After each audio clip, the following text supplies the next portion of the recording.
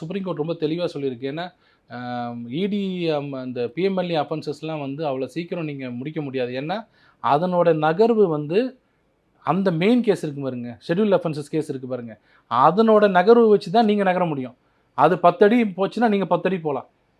அது ரிசல்ட் வந்தால் தான், அதில் நீங்கள் தீர்ப்பு குற்றவாளின்னு தீர்ப்பு சொன்னால் தான் நீங்கள் இதை நடத்தவே முடியும். ஒருவேளை இதில் அக்யூட்டல் ஆகிடுச்சுன்னா இது அப்படியே கோஷ் ஆகிடும். இதுதான் நடைமுறை. அதனால் இது நீங்கள் மேலே நகராமல் நீங்கள் பாட்டுக்கு இதில் ஃபாஸ்ட்டாக போயிடாதீங்க. ஃபாஸ்ட்டாக போய் அரெஸ்ட் பண்ணி ஒருத்தர் உள்ளே வச்சு 2 வருஷம் 3 வருஷம் 4 வருஷம் உள்ளே வச்சுட்டு டக்குன்னு இதில் அக்யூட்டல் ஆகிட்ட வச்சுங்க.